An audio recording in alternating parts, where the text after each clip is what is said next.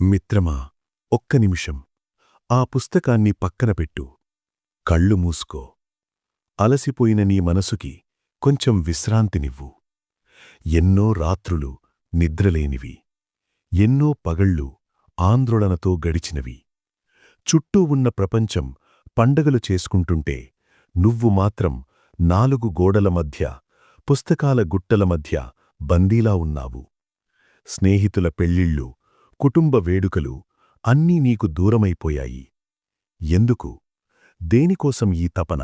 ఒక్కోసారి అనిపిస్తుంది కదా, ఇదంతా నా వల్ల అవుతుందా? నేను ఈ పోటీని తట్టుకోగలనా? నా కల నెరవేరుతుందా? ఈ ప్రశ్నలు నిన్ను వెంటాడుతూనే ఉంటాయి. ఒంటరితనం, భయం, నిరాశ నిన్ను చుట్టుముట్టినప్పుడు నువ్వు ఒంటరివి కాదని గుర్తుంచుకో. నీలాంటి లక్షలాది మంది యోధులు ఇదే యుద్ధం చేస్తున్నారు. ఇది నీ ఒక్కడి కథ కాదు, ఇది మనందరి కథ. ఈ ప్రయాణం కఠినమైనది, కాని ఈ కష్టమే నీ రేపటి విజయానికి పునాది. ఈ త్యాగమే నీ భవిష్యత్తుకు పెట్టుబడి. ఈ కన్నీళ్లే నీ విజయోత్సవంలో ఆనందభాష్పాలుగా మారతాయి. నీ ఎందుకుని గుర్తుచేసుకో. ఇప్పుడు మళ్ళీ కళ్ళు మూసుకో. ఒకసారి ఊహించుకో ఆ రోజుని. కాంపిటేటివ్ ఎగ్జామ్ ఫలితాలు వచ్చిన రోజు. సెలెక్ట్ అయిన వారి జాబితాలో నీ పేరు, నీ హాల్ టికెట్ నంబర్ చూసుకున్న ఆ క్షణాన్ని ఊహించుకో. నీ కళ్లలో ఆనందం, నీ తల్లిదండ్రుల కళ్లలో గర్వం. మావాడు సాధించాడు అని వాళ్లు సగర్వంగా చెప్పుకునే ఆ మాటలు విను. సంవత్సరాల నీ కష్టం, వాళ్ల నమ్మకం ఒక్క క్షణంలో నిజమైనప్పుడు కలిగే ఆ అనుభూతిని ఆస్వాదించు. ఆ ఒక్క క్షణం కోసం ఈ కొన్ని నెలల కష్టం పెద్ద విషయమేనా? ఎందుకు ఈ ప్రయాణం మొదలుపెట్టావో గుర్తుచేసుకో.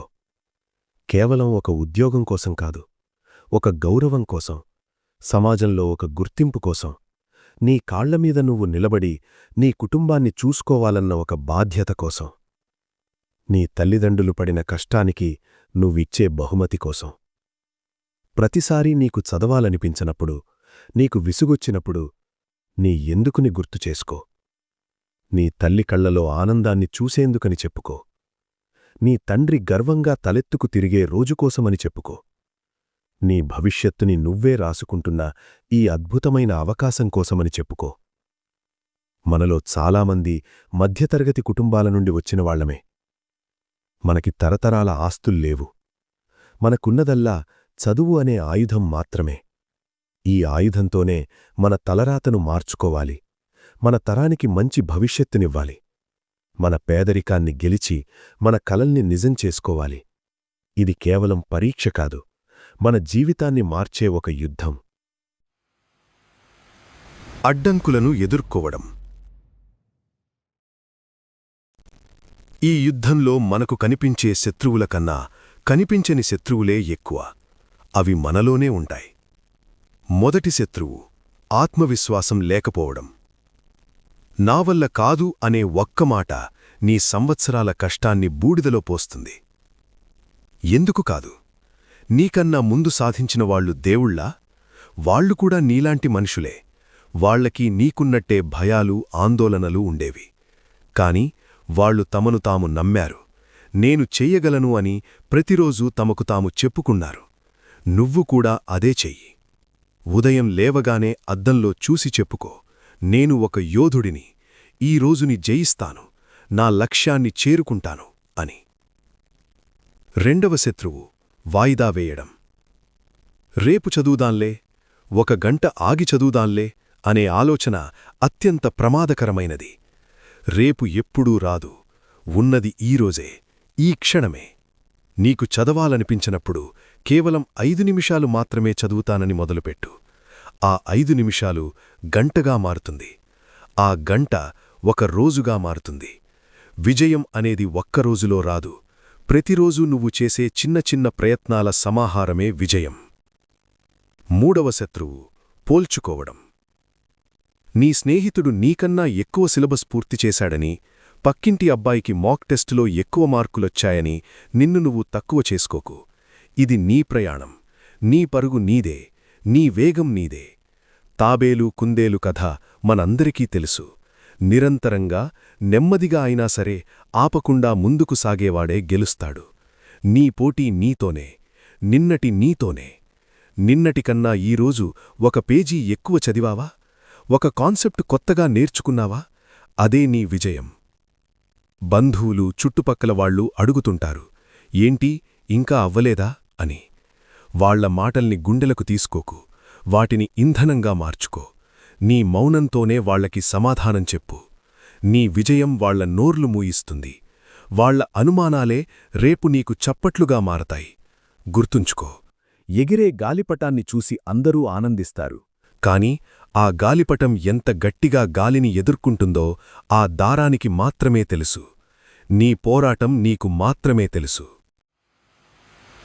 యోధుని వ్యూహం. భావోద్వేగాలు మనల్ని నడిపిస్తాయి, కాని గెలిపించేది మాత్రం ఒక సరైన వ్యూహం, క్రమశిక్షణ. క్రమశిక్షణ అంటే నిన్ను నువ్వు శిక్షించుకోవడం కాదు, నిన్ను నువ్వు ప్రేమించుకోవడం.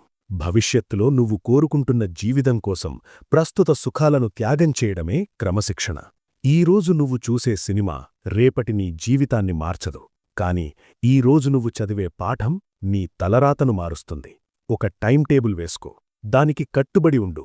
ప్రతి గంటని, ప్రతి నిమిషాన్ని ప్లాన్ చేసుకో. ఎప్పుడు చదవాలి, ఎప్పుడు రివిజన్ చేయాలి, ఎప్పుడు మాక్ టెస్టులు రాయాలి, ఎప్పుడు విశ్రాంతి తీసుకోవాలి, అన్నీ స్పష్టంగా ఉండాలి.